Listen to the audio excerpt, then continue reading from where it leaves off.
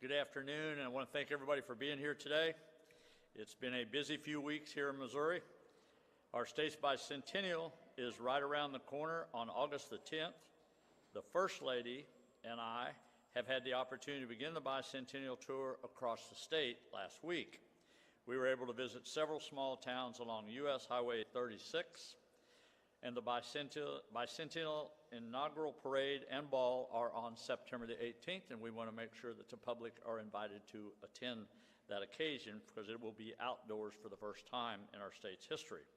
And this is a great opportunity for Missourians to showcase our rich history. However, today we have some exciting news regarding the Department of Health and Senior Services and Public Health in Missouri. But first, before I start on that, as you all know, COVID-19 cases have been increasing in Missouri and across the Midwest, fueled largely by the Delta variant. Since the very beginning, we have followed the 4 pillars of our state: Show Me Strong Recovery Plan, PPE, testing, hospital capacity, and data. These pillars remain and are fully supporting Missourians as we experience these localized increases in COVID-19 spread. Unvaccinated Missourians are the primary target of this new COVID-19 strain. While the Delta strain is more contagious, the vaccine has been proven to be safe and effective against it. We encourage all Missourians to consider getting vaccinated, as almost all new COVID hospitalizations can be attributed to unvaccinated individuals. We understand that some Missourians are on the fence as to whether to get vaccinated or not, and that is a big decision for many families. That is why we encourage you to engage in conversation with your personal doctor, your local healthcare officials, or other trusted community leaders, so that you can get the facts and decide when getting vaccinated is right for you. Vaccines are available anywhere you go, and they are free. We walk past the vaccine every day in every corner of our state. We must all take personal responsibility and do what is right to protect our own health and that of our friends and our families. We are thankful that 82% of the Missourians 65 and older, the most vulnerable, have received at least 1 dose. However, only 47% of all Missourians have received at least 1 dose. And for our young people ages 12 through 24, that number is even lower at just under 30%. Earlier this week, I spoke with K-12 administrators to discuss how we can educate and encourage vaccinations among younger Missourians.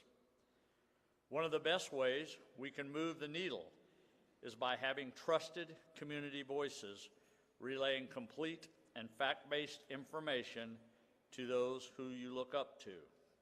And let me say that one more time.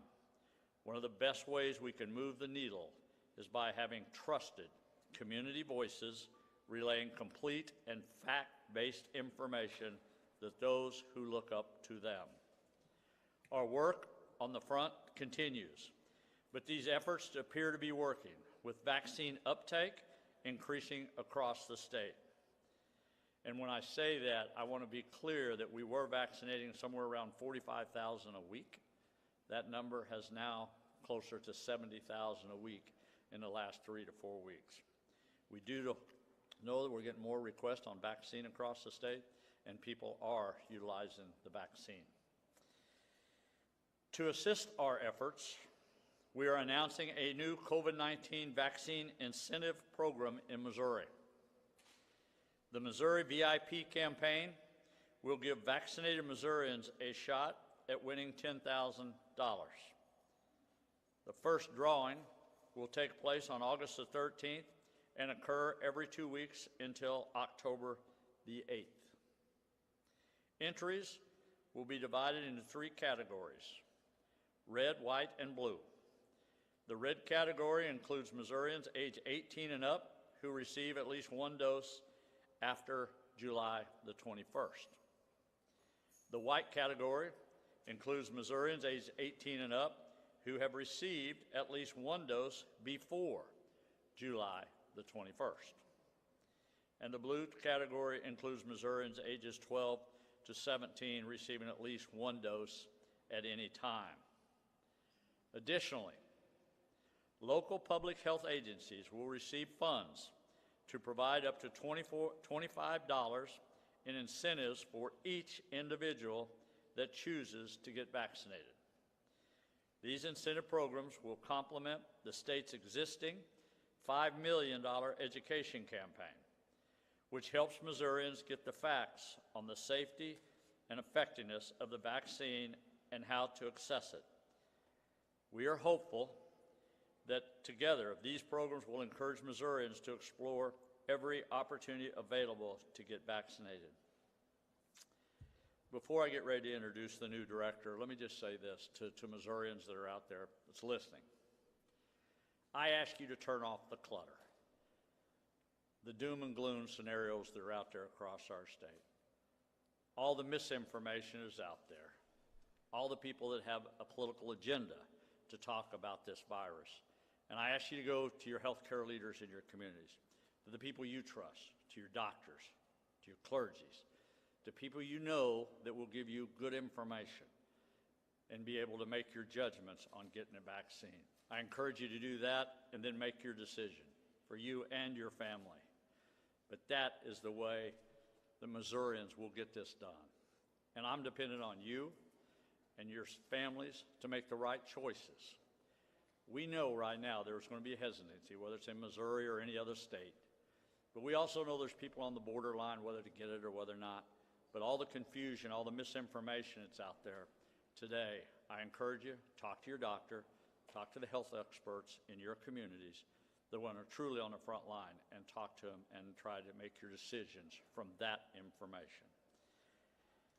Today, we are also announcing the new director of Department of Health and Senior Services. Selecting the new director was not an easy task in a timely manner. The DHS director has always had a critical, important position in state government. The position is tasked with helping to protect the health and well-being of Missourians, which has been further complicated by COVID-19. We knew going into our search that the new director would need to be able to hit the ground running. After interviewing multiple highly qualified candidates and conducting several rounds of interviews, we narrowed the search to a couple of finalists. Today, I am announcing that Don Karoff as the new director of DHSS. Faith and family are important in any decision that I make. And after my conversation with Don, I knew he understood that. It is obvious that he has a firm grasp on public health issues and the COVID-19 crisis. But more importantly, he knows the value of family. And that is what it takes when you are in the arena. A person who is in for the right reasons and has the capacity to serve Missouri families like they are his own. Don is no stranger to state government and has more than 30 years of experience in public health and emergency management with the state of Illinois. He has previously served as the Assistant Director of the Illinois Department of Public Health. He is also the Deputy to the Illinois Governor's Homeland Security Advisory and Policy Advisor to the Director of the Illinois Emergency Management Agency throughout the COVID-19 crisis. From his extensive resume and core values, we know that Don is the right choice to lead Missouri's top public health agency. And we are confident in his ability to serve all Missourians with respect and the level of leadership that they demand, especially as we face the final hurdles of COVID-19 and address future public health issues. I'll now turn it over to Don to further introduce himself to Missourians and to take a few questions. Don?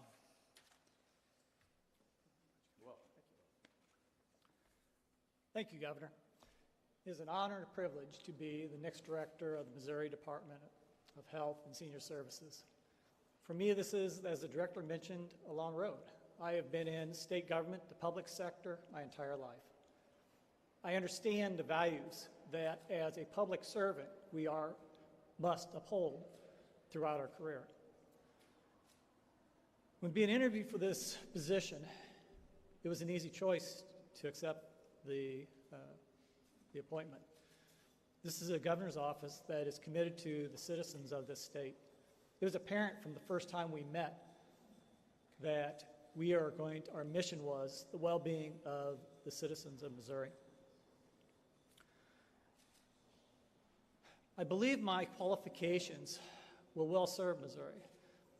You may be thinking, why emergency management as a qualification?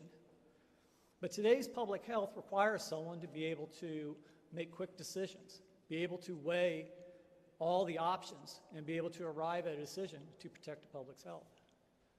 Some of the core values of emergency management and public health are the ability to communicate, coordinate, and collaborate. And as we have seen during the COVID outbreak, these are core values that you must be able to attain. When I take office, I'm going to get out and travel Missouri. I want to meet with the local health authorities. I want to meet with healthcare providers. I want to meet with the businesses. I want to find out how we can make a better public health for the citizens of Missouri. And I'm not going to forget the core values of public health. We need to get citizens to resume regular screenings. We need to get citizens to take advantage of those programs and services that they have forgotten or haven't been able to participate in because of the COVID event. Emergency management, public health are synonymous in today's field. Public health is a very diverse field.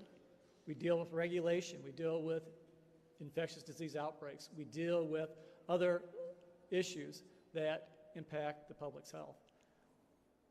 I am anxious to start the job. I'm anxious to work with all of you, and I'm so happy to be part of this team that will be a success as we go forward. Thank you very much.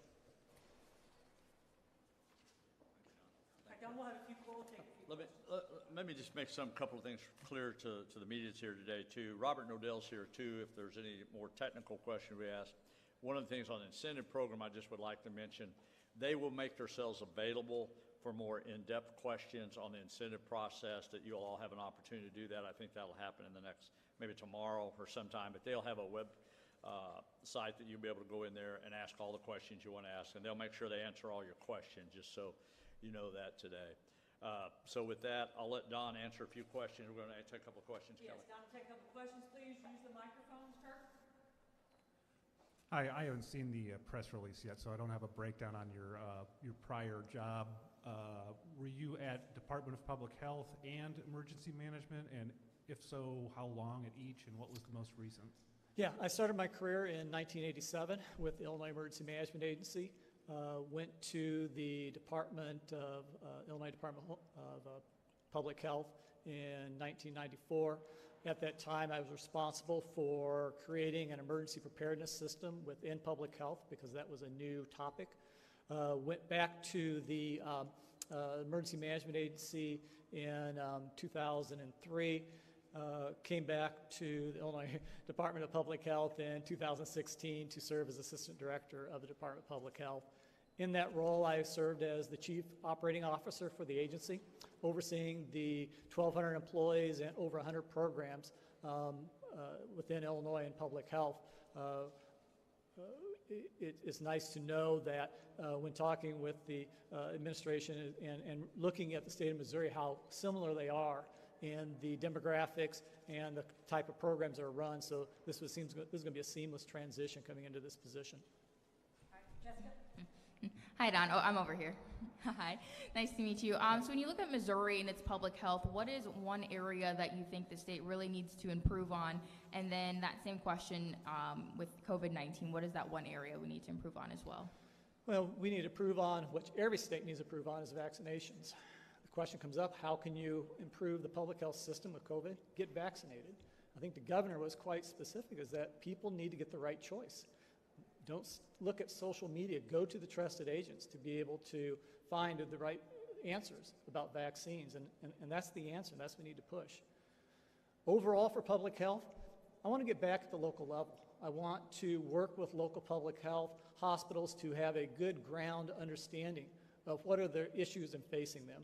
I want to bring those forward and start looking at issues such as social determinants of health and other types of issues that are impacting health authorities throughout Illinois, or throughout the Midwest, Missouri, and other states.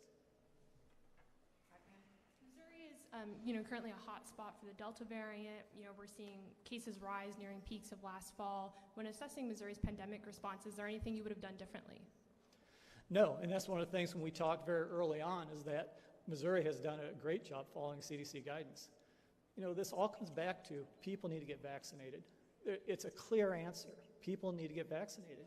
If you don't understand the vaccine, or if you need additional information, seek your medical provider, seek your health authority.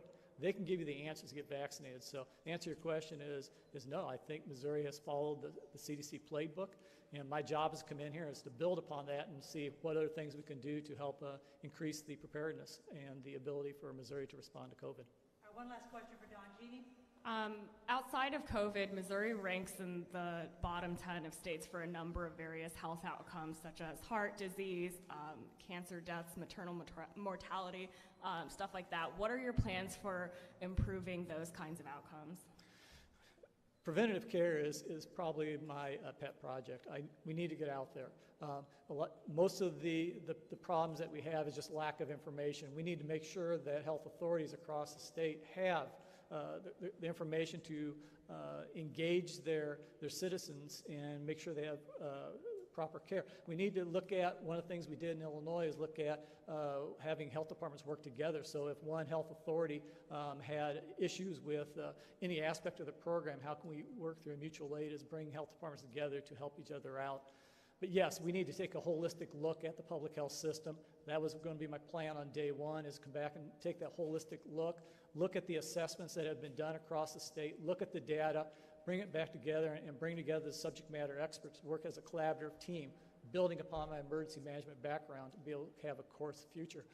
I won't be satisfied unless Missouri is number one in health, and that's going to be my goal. Thank you, Don. Robert? Any questions?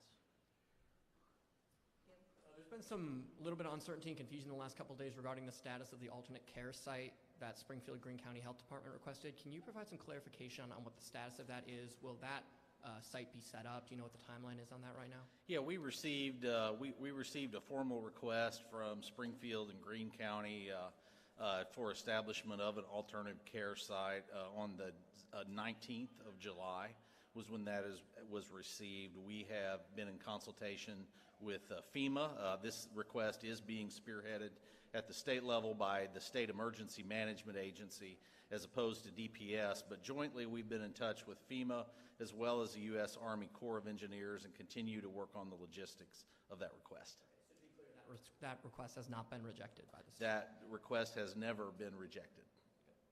Jeannie? There was also some confusion in terms of the CDC rules on using their funds for an incentive program. Did you square that away? How is this new incentive program being paid for? The two incentive programs will be funded through a combination of state funds as well as new federal funds. The CDC we've been in conversation with in terms of their guidelines and rules as it relates to incentive programs for the past several days. One of the things that Governor Parson has made clear throughout the COVID response in the state of Missouri was that we were to use as much flexibility and as much willingness to work with our local partners, no matter what they requested. If that took waiving regulations, waiving statutes, removing bureaucracy to get the kind of help that our local communities and our health providers needed. The expectation has been that we do that. And we have that same expectation of the CDC, that they will be flexible and work with us, and we encourage them to do so, and we've conveyed the gravity of the challenge dealing with the Delta variant, and we're very optimistic that they're going to be partnering with us. I want to ask about the $25 incentive program for the local health departments. Is it going to be for anyone that comes in the door and gets a shot? Do they get to decide that they get to pull a name out of the hat at the end of the week? Are you guys leaving up the rules to them? And then, once again, is it for every person? How is that $25 incentive program working? Local public health agencies will submit a plan to the state in terms of how they would do a $25 per vaccination incentive for any individual that they're able to get vaccinated, and the state will take a look at that to make sure that it is within the guidelines, the expectations that the CDC has laid out for incentive programs. And if we're able to approve that, that will be a locally structured, locally designed in terms of what the actual incentive will be. Although it could not exceed $25 in value, that decision will be made by the local agency with approval from the state. So you just have to approve it before they can put it into action? Correct. Ashley? I have a two-part question. Thank you. When I talked to you last, you said that Vizient was there for staffing and all people had to do is ask. Now, there's an ask here, or all a local health group had to do was ask local health department. There's ask here on the Springfield part. Is that a Vizient request, and why is that not an immediate granting? That request has been received by Vizient, and they are working with the local healthcare providers that made that request to get those staff people into the state of Missouri. Just earlier this week, it was requested of us at the state level, because part of that ask is for respiratory therapists at the hospital, and we had a number of respiratory therapists that were willing to come into the state from other states, but there's an issue of being licensed to do so in the state of Missouri. And again, in keeping with the governor's expectation, we were able to turn around a waiver in less than 24 hours to allow those out-of-state therapists to come in here to Missouri and to help with staffing shortages. So yes, Vizient is working with the requesting healthcare providers to grant that request. Who pays for Vizient?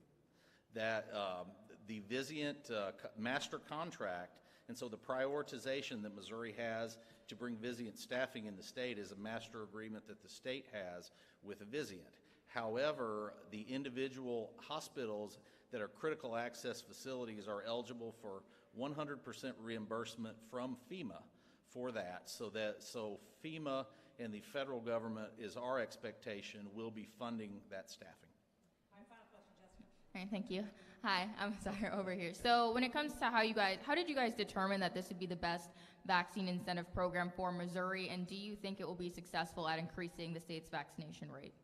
We are hopeful that it will, absolutely. We've been in contact and conversation with states across the country, some that have done vaccination incentive programs of all sizes and variety, others that have private sector partners and other incentive programs that have occurred. And what we're looking for is a sweet spot that gets as many people prizes or opportunities to be successful in those drawings in as many communities as possible, as opposed to perhaps one winner or a very few winners in the state that would, that people would not feel like they had a likely chance of success. So in consultation with a lot of healthcare experts around the country and others that have tried various tactics, we were able to use their experiences to inform our decision. Robert, we have one more question from Kurt, and we need to move to Governor Parson. What is the total outlay of money for these prizes, all combined? The total outlay of the prizes will be, I believe, $9 million. $9 million. And then who does the drawing? The Missouri Lottery will conduct the drawing in the fashion in which they normally perform that duty. All right, thank you, Robert. All right, Governor Parson. Mike. Thank you, Kelly. Let me, Michael, before I get to you, let me just clarify something real quick. On July the 19th, we got a request. There's been a lot of media hype, what happened down in Springfield. Let me be real clear on this. We got that request on July the 19th. Within 24 hours, almost every bit of that request had been answered, was in the process of being fixed. The propaganda that was said down there about something being rejected was totally that. It's the exact thing I said when I opened remarks. People need to get the facts and the truth about things. They need to know the difference between a FEMA request and a SEMA request. And our state agencies have been every day trying to help the local levels, and this is no different than what we've been doing. And that request, within 24 hours when the process of being filled, the things that we had the authority to do, the state actually answered within 24 hours. The rest of it is just total misinformation. And again, we should not be misleading the public on false information. All right, Michael. Yeah. Governor, you frequently urge Missourians to get vaccination. You also frequently, on the next phrase, say if they want to. Today you said they should consider. Some people think that when you add that qualifier like that, Governor, you're pulling your punch. That rather than just saying get vaccinated, period, paragraph, end of statement, you add that qualifier on there and it pulls the punch. Yeah, I don't think so, Michael. Maybe some people read it that way, but here's the thing I'm trying to make. We are not going to force anybody to take a vaccine in this state. We're not going to mandate it. We're not going to force people to do that. But what we do want to encourage the ones that really are maybe on the bubble, maybe the ones that are trying to figure out, do I or do I not, we want to encourage them to take that vaccine. But what we need right now is good information to those people that they can make good decisions. We know what we're doing right now. The information is out. The numbers going up. A lot of multiple fronts that people are taking more vaccine, and that's exactly what we want. So if the incentive program boosts those numbers, that's great. You know, that's exactly what we want. We just want to make sure people are getting good information to make the decision. You're still going to add that qualifier, though. Most certainly. We're not going to mandate anybody take a vaccine. I mean, at the end of the day, we're just not going to do that. Governor Parson, I want to ask about, you've said multiple times when we've asked you about incentives that you are not a big fan of them. Now you put one into place, and you talked about the data. You talked about that was going to be your number one thing that you really wanted to focus on. Right. So is there a number that you're going into this incentive program with that we need to be at 60% by the end of this? Or is there any sort of number that you have talked about with your staff that you want to be at by the end of this incentive program? No, because we don't know what it's going to do. I think, first of all, it's another tool that we have on the table we can use. You know, some states this has worked, some states this hasn't. What we did is we're probably putting everything in there that we can, doing both formats of incentive. So we're going to have everything on the table and see if it works. But we're going to analyze that every week, every day as we move forward to see if this is working. But I think it's important for, if it does work and it tries and it gets more people vaccinated, that's great, and that's the whole purpose of it. But again, we just got to give everybody the opportunity we can to take that vaccine, even though, again, they're walking past it every day. We just got to figure out how they become more aware, more educated, more have the facts of why to take the vaccine to be able to move forward. And I think that's exactly what the incentive process is. Governor Parson, I want to ask you also about Vizient. In your original release, you mentioned the number 760 as far as the number of people that would be sent out from Vizient. I have the contract right here, and I can't find that number anywhere in there. So I want to ask you, where is that 760 coming from? And do you think that there's any sort of bottleneck when it comes to asking hospitals to pay out of pocket for Vizient's requests and then having them get the FEMA reimbursement? No, number one, they shouldn't be paying out of pocket. There's enough CARES Act funding no matter where you go, whether you go through FEMA or SEMA on the contracts.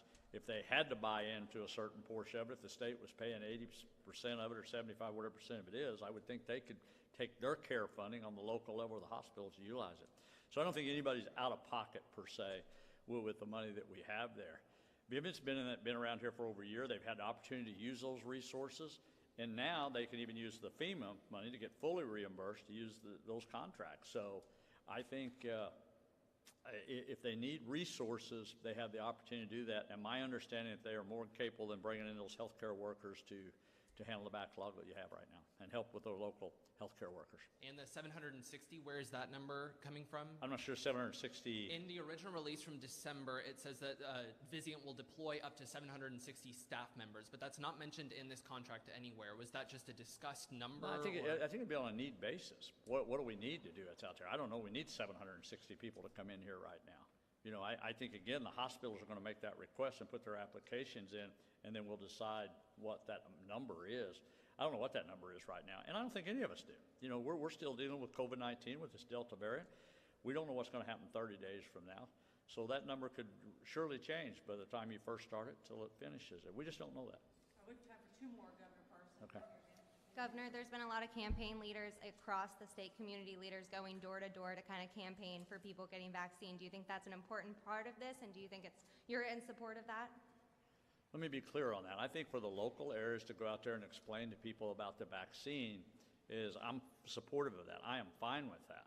What I want to make sure I'm clear of, be real clear. I don't want federally anybody coming in here with a vaccine, knocking on somebody's door, saying, I'm here to give you a vaccine. That is not the message we need in this state, nor should we. But the local levels have been doing this and have been doing a great job. It is a difficult situation we're in because we knew back in January before the Delta variant ever got here that there's going to be hesitancy of people in Missouri and other states that we've been facing. And we're facing that reality right now. So to go out there and encourage people to get the right information and the facts, we're fine with that. But what we're not going to do is we're not going to let federal agencies of some kind come in here and knock on your door and say, I got a needle in my hand, a vaccine, and we're going to give you a vaccine. One last question. Ashley. Thank you. Oh, Governor, I think it's actually my, Governor, do you mind if I jump in? Ma'am, Ashley's got a question right now. Okay, I'll take the last one then, if you don't mind, Kelly. Yeah, mine's just to piggyback on hers. I know that some local health directors said that that might have had a chilling effect about, concern about who's coming to my door. Is there going to be anything in the next campaign or in this public affairs campaign that will help educate that? Because some of them are truly relying on people to reach hard-to-reach communities with people in their own communities. Every local community has to be able to get funding that's come from the federal government to do outreach programs, just like we're doing a $5 million campaign statewide. Every county, every city has the resources, the funding mechanism in place to get that message out, on the local levels and different means. I think that's doable to do if that's what they choose to do. I don't think that's a problem to be able to do that. Again, I think the resources there, it's a matter of just how you do that. Look, when you look at Missouri, whether you're in urban Missouri or you're in rural Missouri, this is a big state. And when you start talking about going door to door to everybody's houses and however that you decide to do that on a local level, it's a tough issue to take on, and it's a tough job. Thank you, Governor. Just last couple questions for you before you go. I have one on COVID. You've been very clear that people should shut out the political noise, listen to their trusted voices. I wonder, what is your message for some Missourians who may trust, let's say, certain news outlets that are raising questions about people getting the vaccine? What do you say to them? I think for the news outlets that are doing the right, when journalists are really doing it for the right reasons to help people and give them information, I think that's great. And I think if you trust them or not, but let's just be truthful about it. You look at some of the news agencies in this state, it's totally propaganda, what they're putting out on a daily basis, and misinformation just simply to put fear into people's minds and just cause chaos. And you see that. And I don't even mind mentioning them. If you read the Kansas City Star, if you read the Post-Dispatch, if you read the Missouri Independent, that's a George Soros organization or funded through those sources, that is total propaganda that they're putting out to people every day. And it needs to stop. People's lives depend on journalists, you here, telling the truth. And it's not hard to do. All you got to do is just be honest with the real information that's out there and what's true and what's not. But I think that's the thing that everybody needs to just stop and take a breath. So the people that put out what I believe to be good information, just factual information, I hope you do a better job of it. While I have you, Missouri's in national headlines for the bill you signed last week, Mr. Governor. Is a pardon for Lamar Johnson on the table, sir? Thank you. We're out of time, and you've already been told that. So you're making your time with raising your voice is fine, but we already told you we're not going to take any more questions, so it's the end of it. Thank you very much, everybody, for being here.